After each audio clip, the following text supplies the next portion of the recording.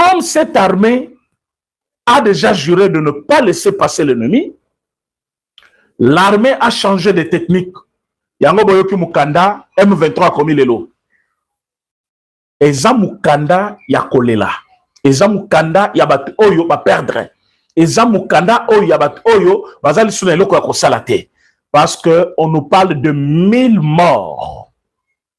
Je répète bien, on nous parle de 1000 morts na frappe moko. Frappe moko, le journée, il y a dimanche, allez, cadavéré. Ils sont partis. Alors, document va commis depuis 6 heures. Et quand nous parlons de dimanche, ça commence depuis 1 heure du matin. Alors, pendant la nuit, ils étaient en mouvement. Bamousso bazo kende Bukavu, il y en a qui ont quitté Nyangezi, Makolo, bazo kende Bukavu, c'est 25 km, quelque chose comme ça. Bazo kende, en passant par Kabare. Tango bakomi na Bukavu, ils se sont regroupés quelque part parce que Bazali n'a besoin de assister à Goma. Parce que Goma, je voudrais dire que c'est un problème déjà fini. Goma, c'est déjà fini. Goma, tu as vu ça Kibino, na sake bakima qui déjà c'est vidé. Alors, na Bukavu, ils se préparaient pour faire un saut côté à Nord Kivu, na niveau ya Goma, pour sauver Goma. Parce que Goma, dans quelques temps, Goma, dans quelques temps. Alors, mais pendant qu'ils étaient dans cet endroit-là, en train de faire leur planning, nous les avons assistés. Na Goma. Bana Goma, te peux suivre Nombote. Na Bukavu. Te peux suivre Nombote, Bana Bukavu. C'est pour bientôt. To la Kakibino. Vous voyez que oh, Tolobaki, yango tozana katia kosala. Donc, na Bukavu, tozaliwa na kalate. Bomoni nenge baleli no, na kati ya Bukavu pena. Et là, moka mukapaf. Mais toucher bango directement. Ba comprendre que ah bato ba yibi place tozali. Mais toi musikate to na bino na Bukavu non? Tozana bino wana. Bazali na kati ya kolera parce que le minute yo ba comprendre déjà que donc l'armée congolaise nous avons déjà un Rwandais ici. Il faut le bloquer directement, il va distraire les gens. Nous avons un Rwandais qui a trouvé que tu touché. Attendez, nous allons l'aider bien.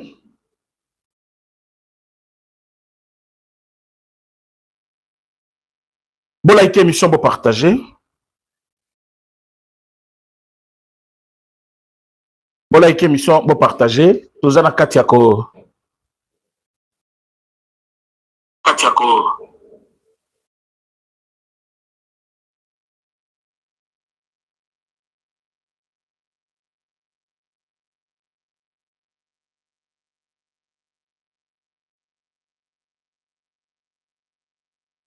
Voilà.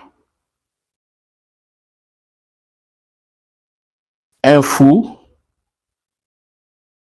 à la minute, il nous avait déjà envoyé plus de 40 messages. Vous comprenez comment ils travaillent, ces gens-là?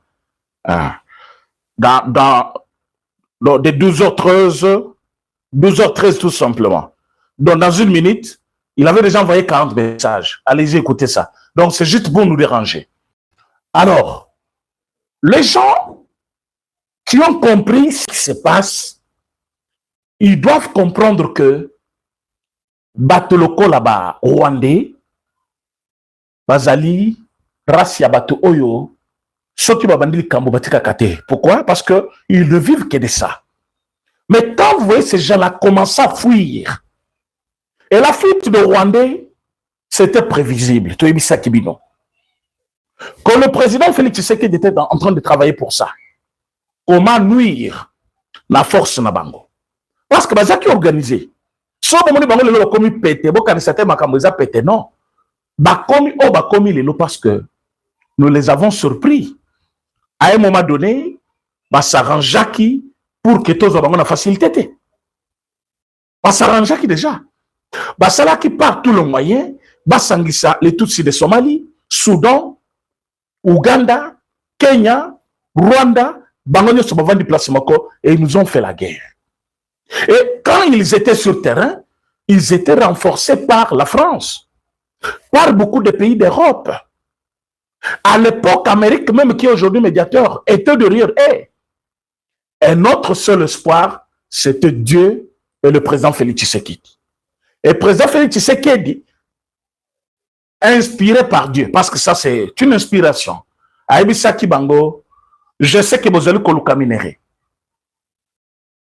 Comme vous allez Koluka minéré, Bino, comment vous appelez, Amérique, on peut traiter avec vous. Minéré au lieu de passer par Rwanda, Kaba Congolais pour avoir des minéraux, mieux vous traiter directement avec moi. Parce que moi, je suis président du Congo. Je peux traiter avec vous. Heureusement que pouvoir il y a Kamala, pouvoir il y a Biden, et c'est là qui déjà.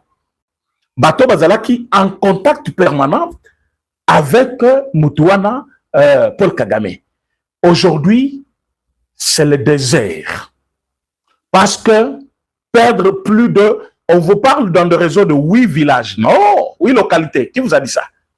Nous sommes à 24 localités récupérées. Aujourd'hui, dimanche. 24 localités récupérées. Nous sommes en mesure de vous citer une localité après une autre. Et ils ont fui village après village, territoire après territoire.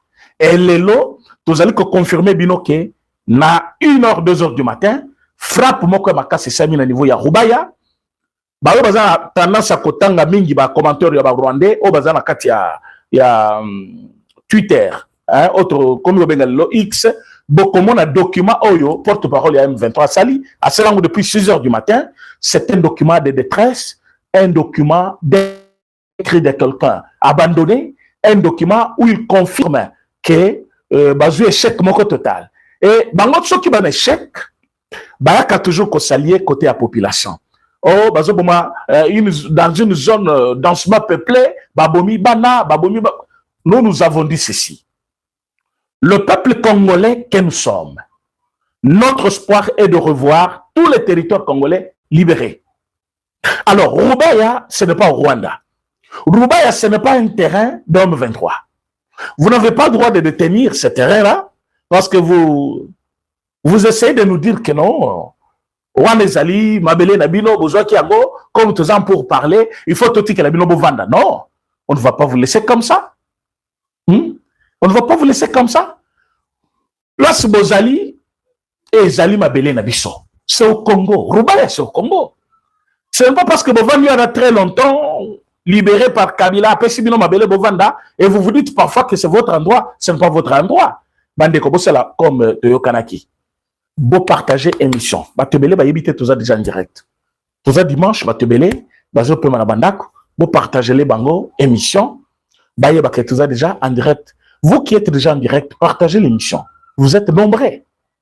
Ah oui, partagez l'émission. Et puis likez l'émission. Regardez le nombre de likes et l'effectif normal que nous avons, ça ne se marie pas. Beau likez l'émission, beau partager. Bande konso baye baké tout ça déjà en direct, dans l'émission. Alors, ils sont en faillite à tous niveaux. Et Bazali qu'on prétendre que le fameux dialogue au Basengi, soit négociation en cours, et Zali pour la bango garde-fou, il faut tout que la bango temps, va continuer à la bougeoire na bango na Rubaya. To koti que la bango tenter. Na Rubaya, Tozali na kati ya kosala bango musala depuis 1h du matin. Et puis ils ont fui. Ba boyebi ke ba mesala ko tambola makolo. Carburant e ko tawapi. Mitu ke utawapi. Ba beti makolo ezo simbate. Mais botel ko Bukavu c'est de Nyangezi jusqu'à là-bas 25 km Butuana. Boyebi bana bazo filmer ba. Mais c'est la population. La population ya wapi ya Kinshasa te. Parce que quand monsieur tolo bango bazo oh Kagoshe ya Kinshasa. Oh propagande ya Kinshasa. Bana ba filmer bino. L'homme 23 tango bozo lungwa babisika bozalaki. C'est la population. Population n'a jamais d'accord nabino. Population alinga kabinote. Population zomo nabino mouvement nabino nyos. Aïdou nous analyser yango. Il y a quelqu'un qui nous a dit président René. Ba cause de la bazon kaba s'organiser. Moi je dis c'est toujours comme ça. Batu oyo balungwe na Uvira bolobi o bakay s'organiser. Uvira lelo bomoni comment toujours asphalter banzela. Programme ya reconstruction et bandi. La Uvira reconstruction ya banzela. Bâtiment administratif, nous allons reconstruire notre pays. Nagoma, ça sera le cas, parfois la semaine prochaine, et Bukavu aussi. Alors, comme nous sommes en train de le faire là, c'est comme ça Mboke Zozwa et Lamba la Mokoya développement. Parce que les Rwandais, c'est fini pour eux. Tozo Bengana Bango et Loko. Batu Balunga na Uvira, Bino Tubozobona. Ote, nous ne sommes pas d'accord, nous ne sommes pas sûrs. Parfois, Bakeko s'organiser. Bakeko s'organiser wapi. Lelo, un Rwanda Kozonga sur la Goma, na Uvira, avec quelle facilité? Azongate, notre armée est là. On a eu tous les moyens possibles. Les garde-fous sont là. Et puis, Kokota na Bango na Uvira, les qui pétété, Boyebi Yangono. Boyebi Bakota Uvira na pétété. Tout comme Goma, Bakota na pétété. Yangonde, Sali Bango panique. Bamoni que s'auto récupérer sous Goma, cette fois-ci, c'est la mort pour Kigali, alors que nous sommes déjà à Saké. Est-ce que le peuple congolais nous sommes à Saké? À Saké, libéra qui yango avant que tu puisses te Goma. Et Saké, on vous a dit, c'est 15 km de Goma. Quand je vous dis que les lopona habitants, habitants yon soit Goma, habitants ya Bukavu, bazalo on dirait batobazo zela, koya ya Yesu Masia. Donc c'est pour bientôt là. C'est pour bientôt là. Donc nous sommes déjà là à Saké. À Bukavu, nous sommes déjà avec eux, nous vivons avec eux. Nous sommes venus qui babata makinanda kwa. Baya ke belé, ba pesi monta la salle. Ba vandi na selo kola basi ba botina na kati hôpital. Ba zibor moko. Ba paniquer malamoko. Siko ba paniquer peuple te, ba bombi bibembe. Siko lelo na pokwa, bokozwa mususu. Lobi na tongo bozi mususu. Bino boko palangana. Bokozonga u Rwanda makolo, ba musu na samabele, ba musu ba kufa na mai, population. Population ya Bukavu, ba population à Goma, Otobenga Goma Tracien. Préparez-vous à les prendre avec vos mains. Préparez-vous. Ba musu fona ba kufa kana masasité. Bozu ba mona maboko. Donc avant kufa, il faut souffrir.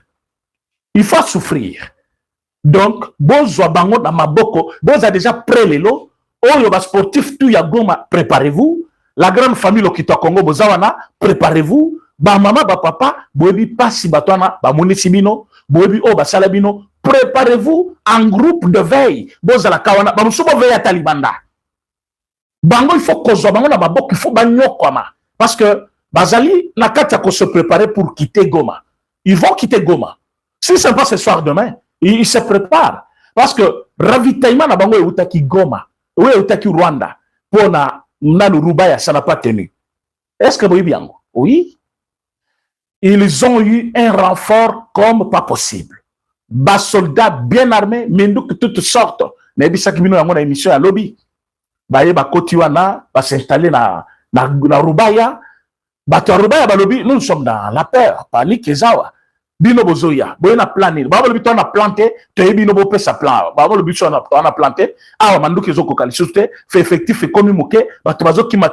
Vous venez vous dites que vous n'avez pas un plan. Biso yotoko fa alors. Batobazo kima makolo, bamuso bazo kende. Ce que je vous dis, aujourd'hui c'est un dimanche, Dieu seul témoin, ayebi c'est que ces gens-là sont en train de vivre maintenant là. Bazana katako kima bazo kende, bazo palangada. Mais FRDC n'a évité comment vous remercier. FRDC, hein, boza opément na motema, place nyoso bozali, boyeba que peuple lingibino, wazalendo, les chouchous de la RDC, le patriotisme dans les sangs. Bato oyo bandimi, banyo kwa pona pasi ya bato nyonso. Ba oyo bandimi ataliwa bakufa pona bato nyonso. On ne sait pas comment vous remercier. On ne sait, s'il fallait vous citer nom par nom, ah, nous allons faire même le répertoire pour vous remercier chacun d'une manière spéciale. On va vous remercier parce que vous avez été comme le bouclier pour le peuple congolais. Bondimi nyonso pour le peuple. Wazalendo, FRDC, na Rubaya, na Minitoyo. Basalaka vidéo te, basala musuba la Rubaya. Lobi bazaki kotu na biso. Boni sango ya Rubaya, bolo bela ngoli sote. Biso bete bisaki bino kalate. Na minuit bozi borte. Donc na minuit ils ont reçu un truc là, tokotanga kombote. Et Panzi Bango, bao bakimi, o baotaki Rwanda. Et il y a même un autre qui s'est exclamé qui l'a dit non. Nous ne devons pas être ici, ce n'est pas notre pays. Tel est toujours koufa pour rien. Oui, vous allez mourir. Et cette fois-ci, on ne va pas vous laisser mourir seulement au Congo. On va vous suivre jusqu'à Kigali. Parce qu'une fois Goma est repris, toche ba barrière nyonso, ba garde-fou nyonso, tozo kote lebino na Kigali. On va faire de sorte que Rwanda subir ayebake batumbola ka peuple ya Nzambete. Israël yona ata bato bazo lela ka zo boma, bazo sala mabe, baza bato mabe. Mais moi je sais, pour na ba bandimé la Bible, c'est dans la... Il y a un peuple de Dieu quelque part. Vous n'allez pas toucher n'importe qui. N'amenito le Congo à cela qui Rwanda rien, mais Rwanda a décidé à la guerre contre le Congo. Et maintenant, les Congolais sont debout. Yango toyebi sabino bombe kakosa la jeté avec ses sangas. Ces sangas, c'est un ennemi juré de la RDC. Bon, même na chewana. Vidéo moko ezawa oyo bango moko bazo se dénoncer. Je pense que ça doit être un compte Mokoboye. C'est Sanga, depuis très longtemps, il collaborait avec Kabila. Il prenait l'argent pour les comptes de l'opposition, pour les comptes du pouvoir, pour espionner. Ayako espionner banane, ayako espionner opposition. Depuis très longtemps. Lelo, hein, donc, la ligne d'affiche, c'est Sanga. Quel c'est Sanga? Quel c'est Sanga?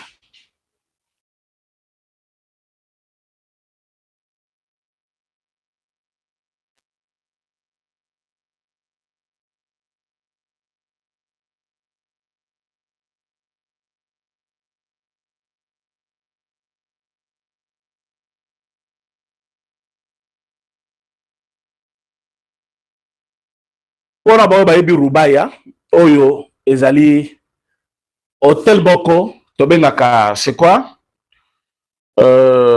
L'hôtel Guest House de la cité minière de Rubaya.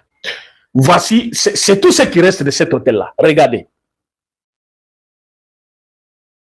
Babatamaki na kati, bakanisa biso to set sabango baje, botala, bangona.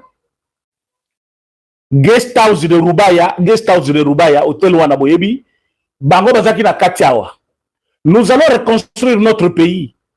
Bango bazaki na kati awa. Awa. Bavandi wana batingami, bakanisi biso to set sabango baje, bazumoko. Donc moi quand je viens vous dire des choses, c'est des choses vraies. Awa eza na kati ya guest house ya Rubaya. Eza place babata maka, basali siko makita na bango, bakiti sur terrain babomi. Bazongi na kati, bafete na basi na bango, bateki minere ya Rubaya, bazongi na kati bafete, allez, ciblé depuis, parce que na moi, basaki makele le belé. Na moi, basaki trop de bruit, basali makele, oui, parce que lobby, on a été freiné quelque part, hein, parce que renfort de Utaki, Rwanda, renfort de Rwanda et côté na Rubaya, va s'organiser, va stopper Bissomouké. Bissotolobi, non, vous ne pouvez pas nous stopper. Nous, on s'organise aussi. Alors, Nabutu Bozo Yamabiso. C'est comme ça, Nabutu, guest house, et Zumoto.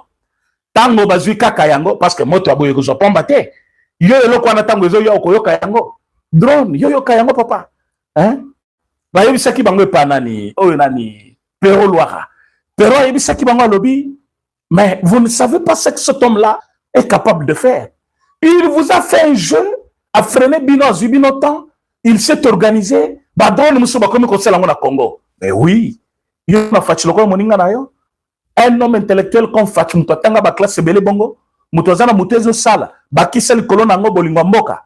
Avant de raisonner le bité, toko dépendre kana ba payate. Er moko fo babor mususu, biso moko ale to benda ngwa. Ba bendi mécanisme, makambu to beta ma sur place. Donc toza capable avant China livré bino kuna lokola boy pe ko livré bino to beti er bozo le to former mususu. Combien toza nango en réserve? Boy biango bokenda ka o kisangani, soto to maintenir kisangani wana, soto bomi bango. Et ils ont même fait un communiqué pour dire que le centre de commandement des drones depuis Kisangani a été détruit. Ba Rwandais Oyo, ba Bololé, ba Salaki document zana réseau Tilelo. Ba Nkobola émission, vous partagez, s'il vous plaît. Nombre de likes que zamoké. Bo like émission, vous partagez. Bo like émission, vous partagez. aimez la vidéo. Likez, c'est-à-dire aimer. Bon, aimer vidéo.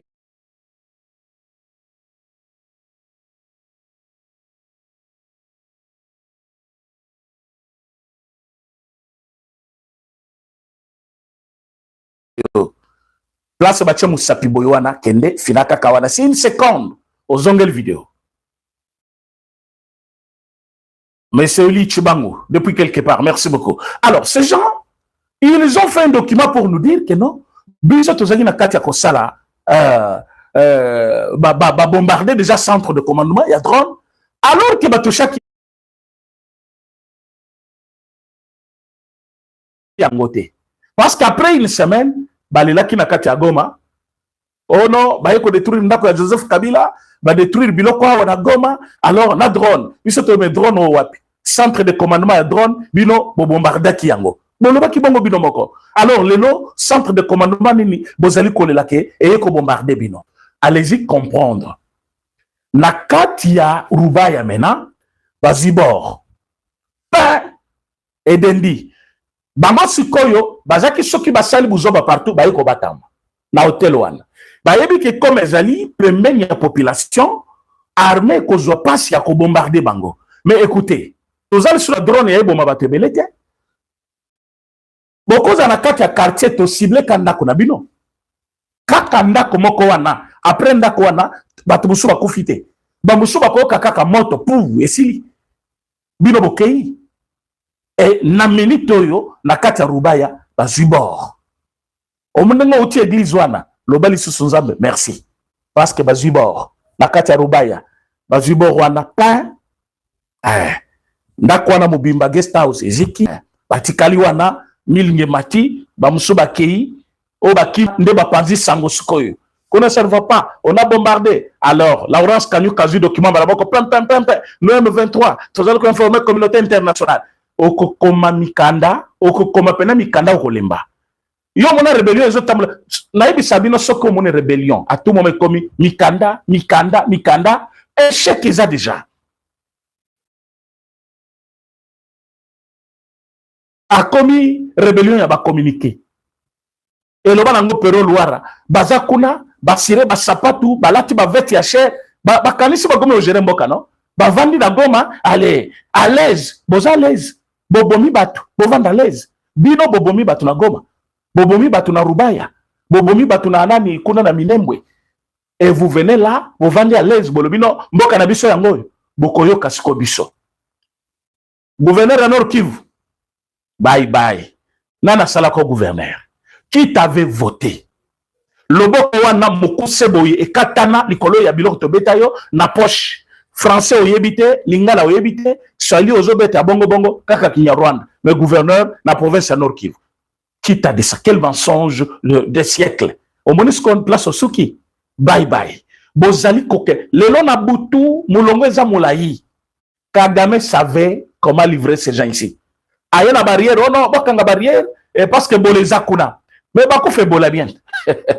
Bakou fait bola, koti na bango ta, et ben moko e bolese polio ana botel kel bango, bokei na drone na bombarder pe yango. Et zo bango en désordre bakou fata kuna. Parce que na minute na kana bango, bazali na katia kolela. Na Kigali, ndako na ndako. Ndako na ndako. Siko ya kangi barrière, alubio Ebola. Bayebi c'était Ebola te, bisonde tozo ya kuna, parce que awa moto peli. Ya lobi te boleza kuna kangi, bayebi o kangi barrière. Siko biso wana tozo ya, pression mati. Il faut bazonge pa na bino. Bon, baza bazele belé, badusula, bakota na Rwanda, mais biso toza na katia koya. Maintenant, Biamungu, porté disparu. Bango moko balobi Biamungu akufi, bazo bimisela biso Biamungu mususu akufa, biso tana problème te. Azala vivant, azala kufa, wilingo bapeto ebisaki.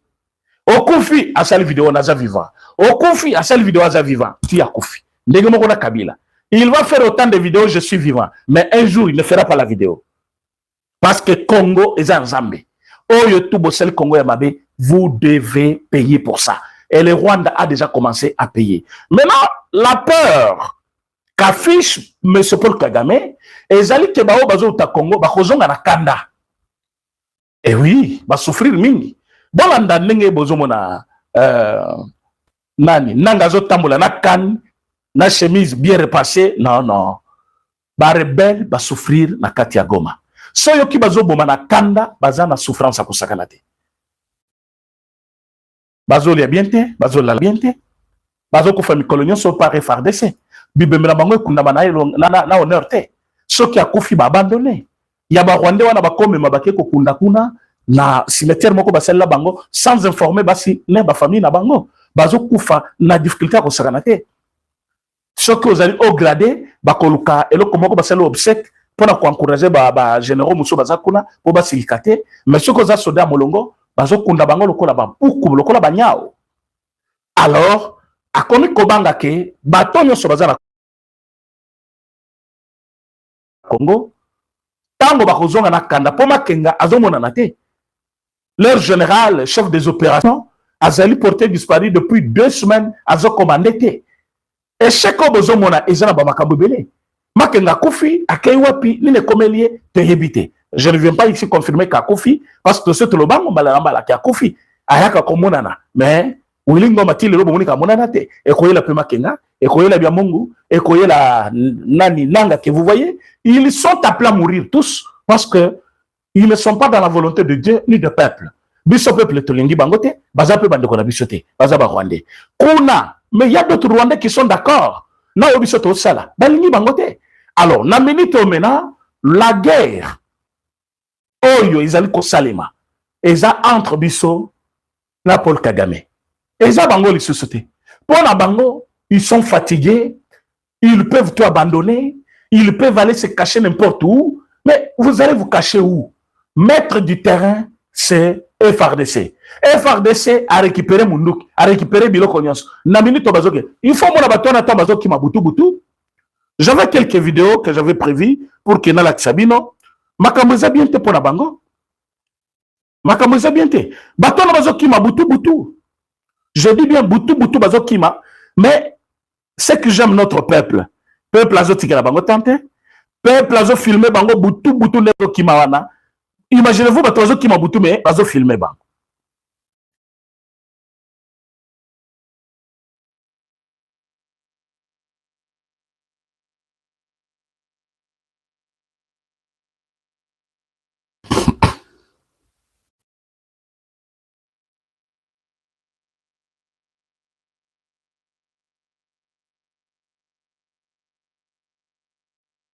Ici, bon, on a bango balata kaya bleu wana, bazali wana.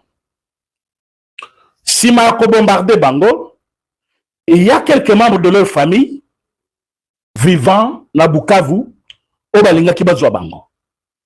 Ouais. Maintenant, bakoufi, tant population pour le kota bango, rentrons ici. Bah, ici bango que vous ne pouvez pas le prendre parce que vous voyez ici. Bibembona et cause à la Ebola. Bah, ici, on ne touche pas.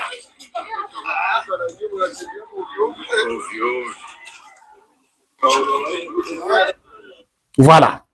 Là, Ezali Lelo, ce matin. Attendez, je vous montre une autre image. Voilà, il y a tant de Kokima, parce que il y en a qui prenaient ce qu'on disait comme de la blague. Ce n'est pas de la blague. Tu sais qu'il y a un moment que ces gens ne vont plus résister. Bah, comment on a connu Bololo pour la banque?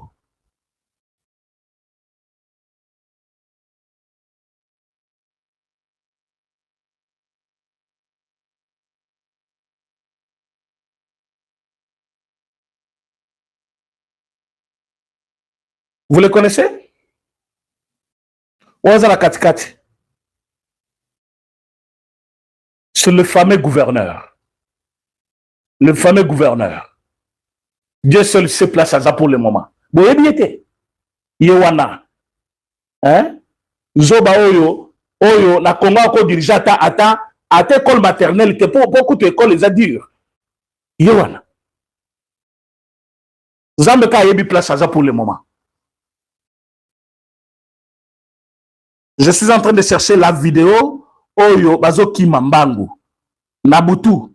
des vidéos na lingi na la sabino que Mati est commis mabe pona bango soki yo vandi na ndako na yo ozomona Félix Tshisekedi moninga na yo Italio président Félix Tshisekedi n'est pas mis de qui que ce soit et bi place ni fois simba pour que makambo etambola na minute yo asimbi na levier wana ya drone. Attendez, je vais trouver cette vidéo là.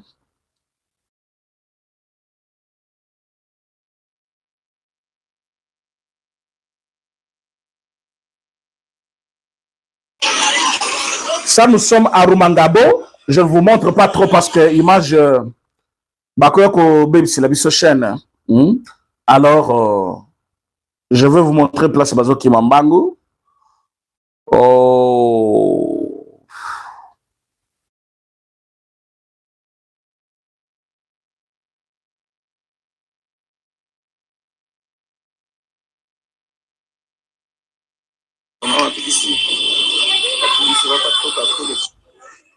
Voilà.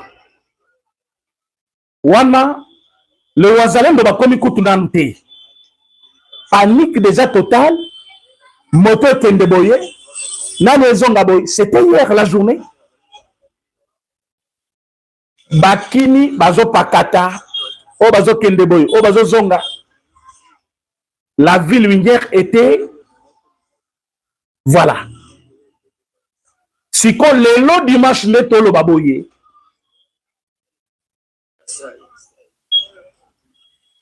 Ça c'était à Roubaïa.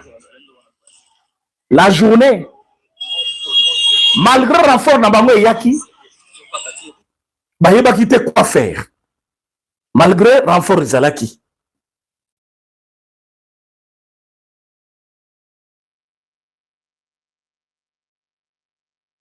Il y a une vidéo que je vais vous montrer. Oh, Zelana Rozoyango. Et là, qu'on a l'Obapona, c'est Sanga. C'est Sanga a touché l'argent de Kabila depuis l'élection en 2023. Manœuvre Union Soubomonezo Sama dans la ville de Kinshasa. C'est Sanga a joué carte à Kabila. Yo peuple congolais. Moutoua Koko Sote. C'est Sanga na Batouana, bazo jouer jeu ya peuple te. Bazali Batou Oyo Bazumbongo ya Joseph Kabila. Bazali Koluka, Bakosala ba manifestation.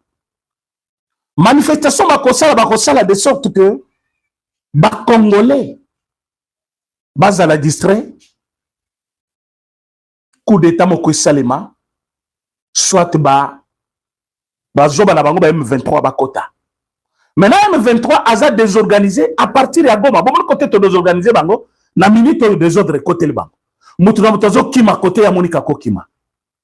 Ah oui, Moutouramoutazo qui m'a côté na ye. Et puis azo qui m'a zoté la simate. Kagame est congolais.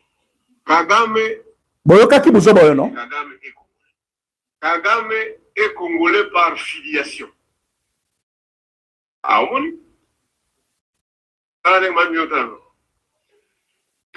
est congolais par filiation. Son père est Mourega, qui a vécu, né et grandi. Quand vous regardez des hommes pareils, qu'est-ce qu'ils tentent à faire à l'opinion? Qu'est-ce qu'ils veulent dire à la population? Bossale Bitumbate, c'est un Congolais par filiation, papa de Azaki Mourega. Je vous dis, la ébité. Boyoke le quoi? Kagame est congolais par filiation. Boyébiti point, boyébie. Kagame est congolais par filiation. Son père est Mourega. Mais qui a vécu jusqu'à ce que Bakomi c'est Kagame congolais. Mes amis, il ne faut même pas rire. Ça montre le degré de complot qu'on avait au Congo. Il y a ça au Congo. Hein? Barnabé Milinganyo, Soki Milinganyo. O Bakanga qui a le président Okoli Mboma.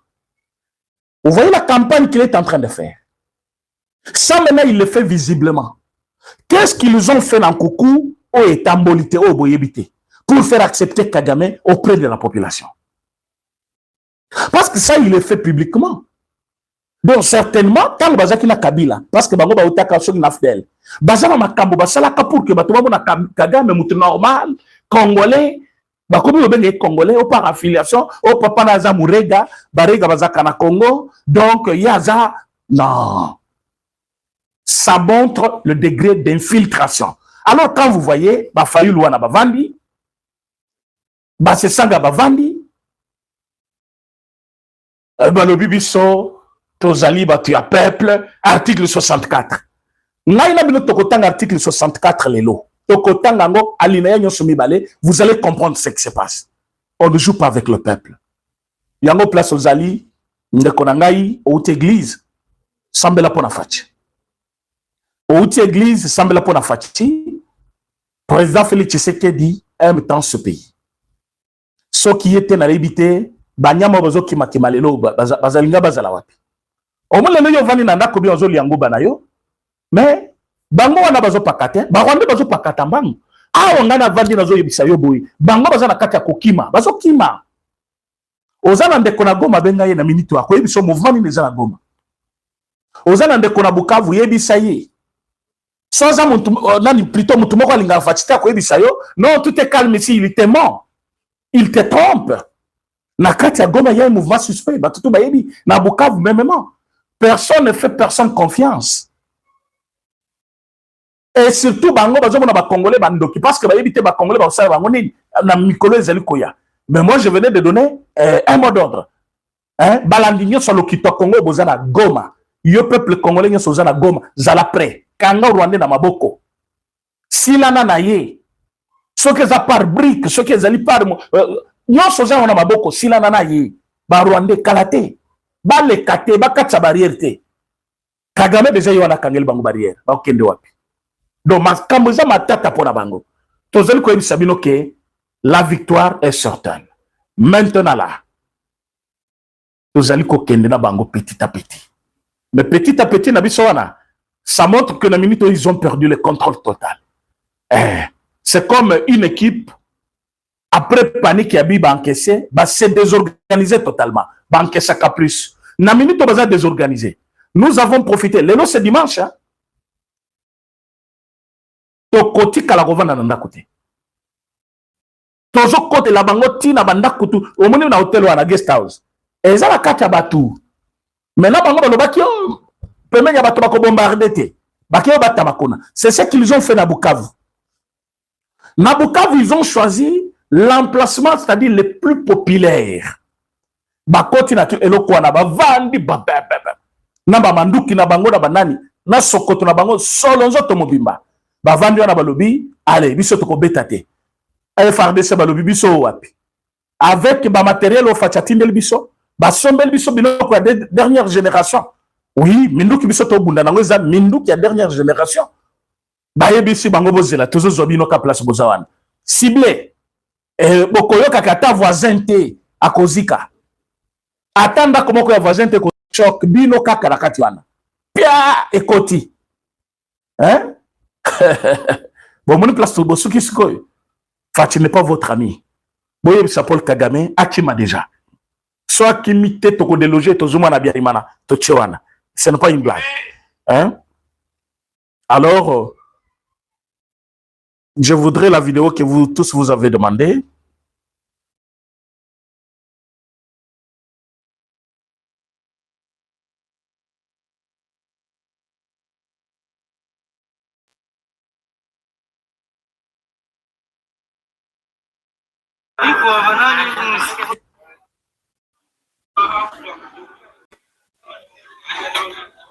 Mon population maintenant c'est wana guest house wana population sepeli fort bazo ki kotala bibembe na bango na kati wana bakufeli wana au place bakufi voilà badaye wana nenda kabisa bako trop bapili bale sasa wanapita leo voilà awa bazo kende siko tala population ndenga zo filmer bale banaenda bako trop kabisa bako trop banaenda anarudia kwao kabisa Banarudia kwabo. Bako trop vraiment. Do bale sabu nyingele. Do bule.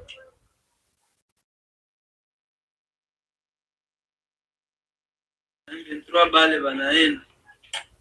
Ba M23 bale banaenda. Bako kende ndeko na ngai bakende bango nyoso. Nanga sikoyo ko kende wapi? Nanga omoni obebi si vraiment. Yo mutovanda kina yo uzaba hotel na yo, uzaba castello banini. Nenda kabisa bako trop. Bapili bale sasa wanapita leo. Yo bale. Bale banaenda. Voilà. Bako trop. Population bazo kamwa. Balobi baze belé bazo kende. Bazo zonge pana bango. Bazo zonge pana bango. Bakende e pana bango. Biso peuple congolais toza na posa na bango te. Toke na bango api. Bakende pana bango. Lelo na poka na kopesa bino nouvelle. Na kolo bango na avance te. Na kopesa parce que na minute on a lo banabino musala izo salema. Na poko bokozo résultat. Na poko na 17h 19h bokozo résultat na lokito Congo télévision. So bo raté biso rwana bokozo biso partir ya 21h heure de Kinshasa. Bokozo pena biano ya musala izo samalelo dimanche. Bazali kokende e pana bango. Ba vidéo ya départ na bango. Mais ça me que et belé. Nous avons travaillé. Vous avez travaillé avec nous. Nous devons récupérer notre pays.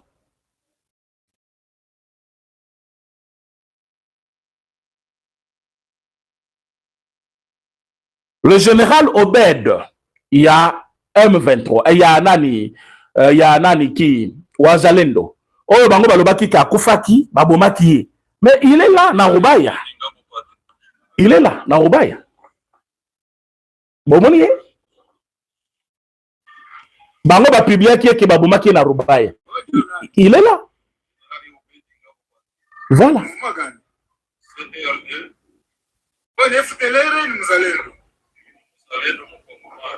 Muzalendo mukongomani.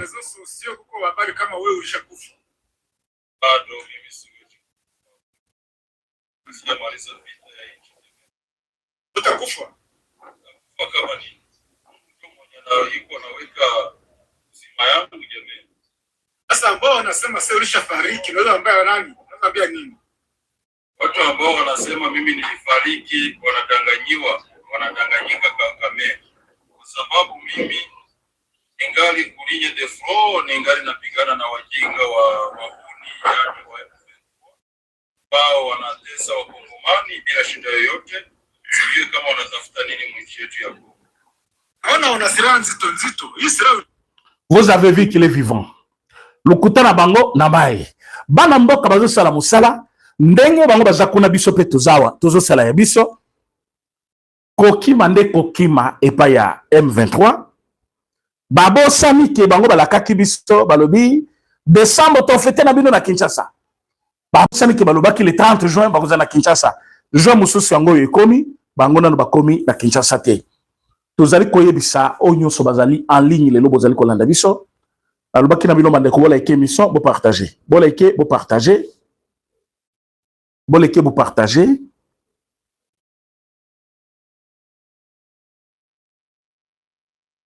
Bola eke émission bo partager, vous êtes nombreux.